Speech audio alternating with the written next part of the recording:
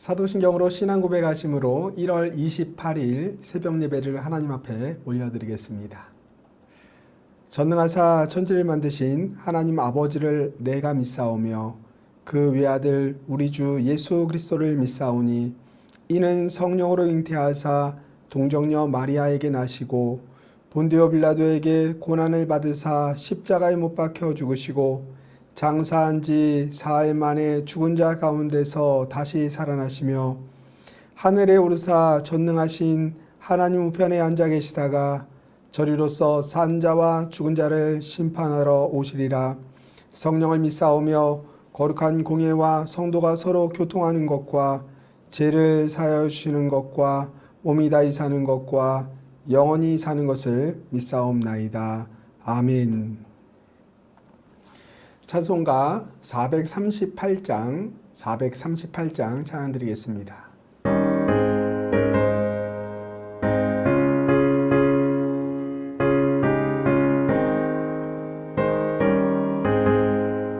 내 영혼이 은총 입어 중한 죄짐 벗고 보니 슬픔 많은 이 세상도 천국으로 하도다. 할렐루야 찬양하세. 내 모든 죄 사함 받고 주 예수와 동행하니 그 어디나 하늘나라. 주의 얼굴 뵙기 전에 멀리 뵈던 하늘나라. 내 맘속에 이루어지니 날로 가깝도다. 할렐루야 찬양하세. 내 모든 죄 사함 받고 주 예수와 동행하니 그 어디나 하늘나라. 높은 산이 거친 들이 조막이나 궁궐이나 내 주 예수 모신 곳이 그 어디나 하늘나라. 할렐루야 찬양하세. 내 모든 죄 사함 받고 주 예수와 동행하니 그 어디나 하늘나라.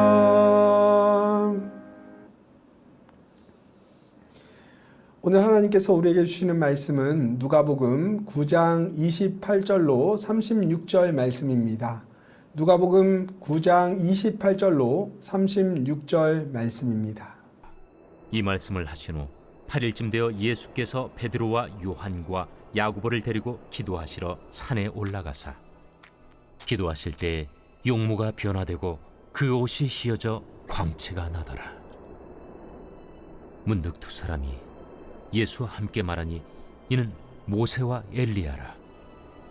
영광 중에 나타나서 장차 예수께서 예루살렘에서 별세하실 것을 말할세 베드로와 및 함께 있는 자들이 깊이 졸다가 온전히 깨어나 예수의 영광과 및 함께 선 두 사람을 보더니 두 사람이 떠날 때에 베드로가 예수께 여짜오되 주여, 우리가 여기 있는 것이 좋사오니 우리가 초막 셋을 짓되 하나는 주를 위하여, 하나는 모세를 위하여, 하나는 엘리야를 위하여 하사이다 하되 자기가 하는 말을 자기도 알지 못하더라. 이 말할 즈음에 구름이 와서 그들을 덮는지라. 구름 속으로 들어갈 때 그들이 무서워하더니 구름 속에서 소리가 나서 이는 나의 아들 곧 택함을 받은 자니 너희는 그의 말을 들으라. 소리가 그침에 오직 예수만 보이더라.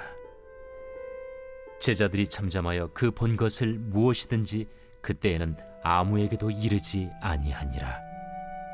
사랑하는 성도님들에게 하나님의 은혜와 평강이 가득하시기를 축복합니다. 영광을 경험한 사람들이라는 제목으로 말씀의 은혜를 나누겠습니다. 우리는 천국을 소유한 자들입니다.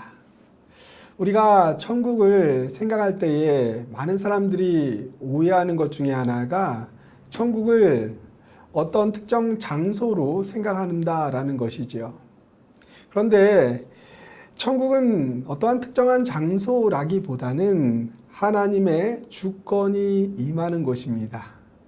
우리가 함께 찬양을 하였는데요. 높은 산이 거친 들이 초막이나 궁궐이나 내 주 예수 모신 곳이 그 어디나 하늘나라라고 우리가 함께 찬양을 하였습니다. 맞습니다. 하나님의 주권이 임한다면 우리가 있는 그곳, 장소와 상관없이 하나님의 나라, 천국이 임하는 자리가 되는 것이죠. 베드로와 야고보와 요한은 예수님께서 특별히 제자 중에서도 특별히 훈련시켰던 제자들의 핵심 인물이라고 할 수 있습니다.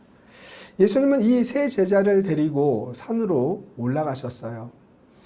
산 위에서 영광스러운 형체로 변화되신 예수님은, 변형되어 주신 예수님은 모세와 엘리야와 더불어서 이야기하는 장면을 제자들에게 보여주십니다. 베드로는 그 장면을 보면서 너무나 놀랐어요. 그래서 예수님과 모세와 엘리야를 위하여서 초막 셋을 짓고 그곳에서 계속 거하기를 원한다고 이야기하였죠. 베드로는 마치 천국에 와 있는 것처럼 느꼈을 것입니다.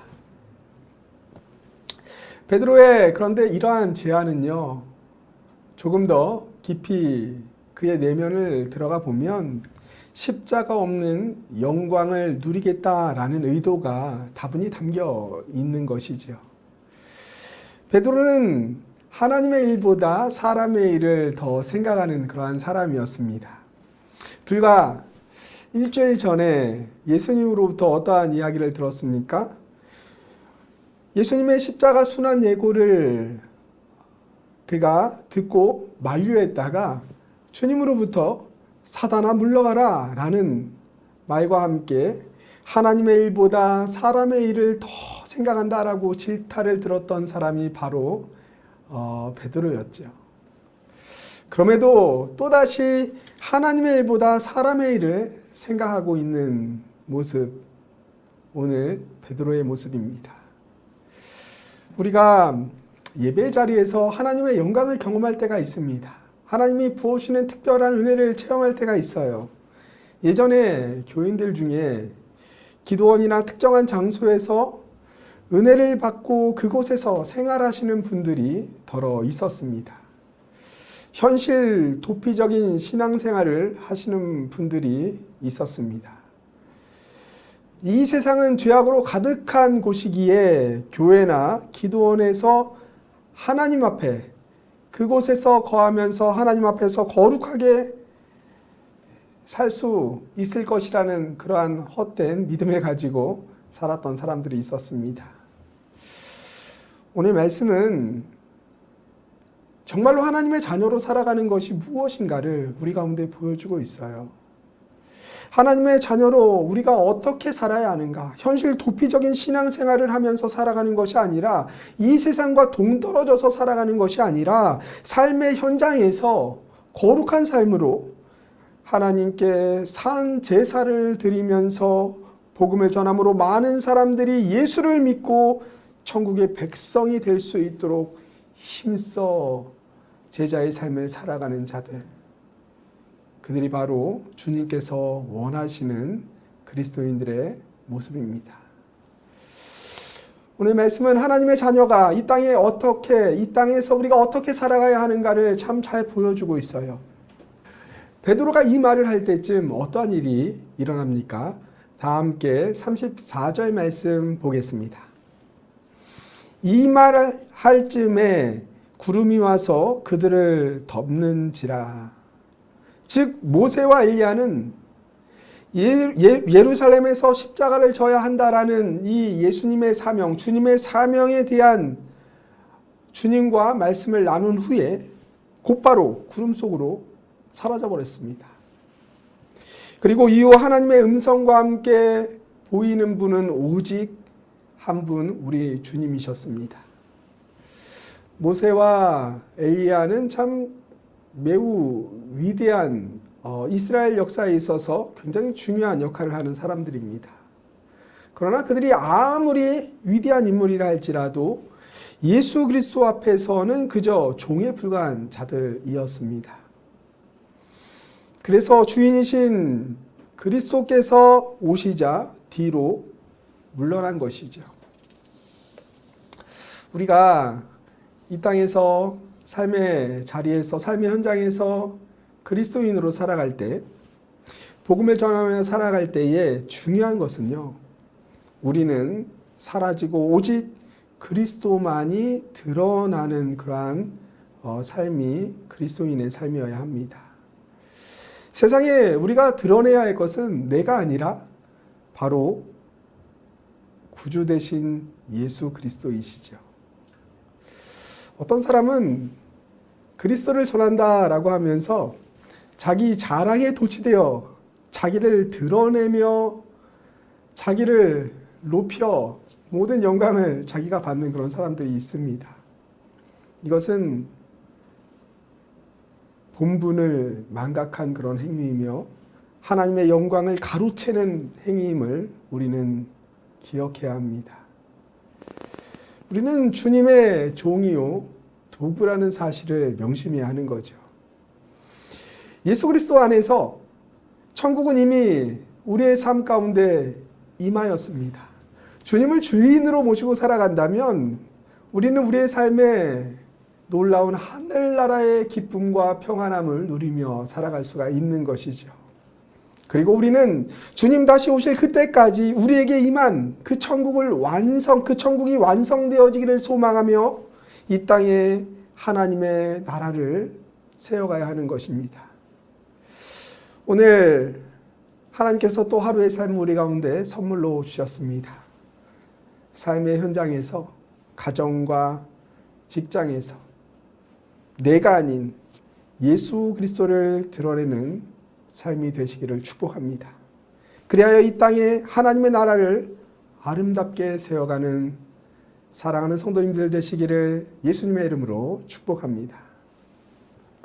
이 시간 함께 들은 말씀 생각하며 기도할 때 하나님, 예수 그리스도 안에서 이미 임한 천국을 경험하는 저의 삶이 되길 원합니다. 우리의 가정과 일터가 되길 원합니다. 불평과 원망이 사라지고 기쁨과 평안함과 감사가 가득한 삶의 자리가 될 수 있도록 하나님께서 주인이 되시는 나의 삶이 되게 하여 주옵소서. 하나님의 주권, 하나님의 통치가 있는 오늘 나의 삶이 되기를 원합니다. 주신 사명 기억하며 오늘도 그 삶의 자리에서 내가 아닌 예수 그리스도를 아름답게 드러내는 귀한 삶이 되게 하여 주옵소서. 들은 말씀 생각하며 우리가 함께 기도하길 원하고요. 그리고 계속해서 우리가 5가지 기도 제목을 놓고 함께 기도하기를 원합니다. 하나님의 사랑으로 하나 되는 교회가 되게 하여 주옵소서. 저와 사랑하는 교역자분들 한 분 한 분 성령의 충만함을 더딥혀 주시사 주신 사명 잘 감당할 수 있도록 인도하옵소서. 코로나19의 어려움 속에서도 개인과 가정의 예배가 회복되어지게 하옵소서. 바르게 세워지게 하여 주옵소서. 코로나19의 어려운 상황 속에서도 하나님의 손길을 경험하며 감사의 삶을 살아가게 하옵소서. 마지막 5번째로 2021년 한 해 행복한 사람이 되어 행복한 가정과 교회를 세워가게 하옵소서. 이를 위하여서 우리가 함께 기도하기로 합니다. 함께 기도합니다.